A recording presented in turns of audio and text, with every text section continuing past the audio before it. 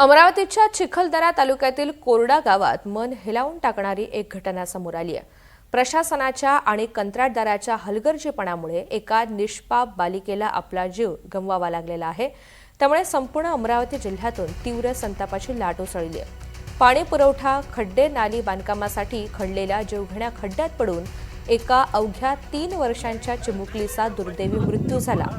या घटनेवरून सत्ताधारी आणि विरोधक दोघेही अत्यंत आक्रमक झालेले असून राजकीय वातावरण चांगलंच तापलंय। भाजपचे माजी आमदार तथा जिल्हाध्यक्ष प्रभुदास भिलावेकर यांनी या घटनेवरती तीव्र संताप व्यक्त केलाय। घटनेला जबाबदार असणाऱ्या अधिकाऱ्यांवरती आणि संबंधितांवरती प्रशासनाने तात्काळ कठोर कारवाई करावी अशी मागणी केली आहे।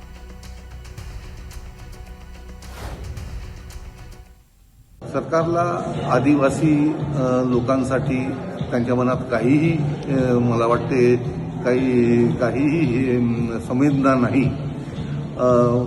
माझी मागणी आहे की तातडीने ज्या ठेकेदारांनी हे काम केलं असेल त्याच्यावर सदोष मनुष्यवधाचा गुन्हा दाखल व्हावा।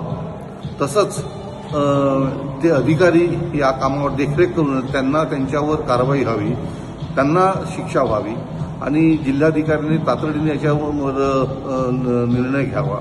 तसंच मी स्वतः या ठिकाणी उद्या जाणार आहे आणि त्या घटनेची स्वतः जाऊन सकृत दर्शनी तिथे जाऊन काय परिस्थिती घडली, कोणत्या परिस्थितीमध्ये घडली हे सुद्धा पाहणार आहे।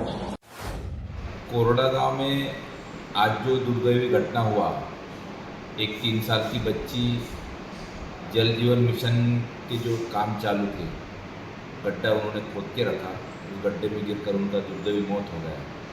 उसकी वजह से पूरे कोरडा गांव में एक शोक पसर गया और पूरी तरफ दुख का लहर है। और ऐसा दुर्दैवी घटना नहीं होना चाहिए, लेकिन कुछ लोगों के हलगर्जीपना की वजह से हुआ।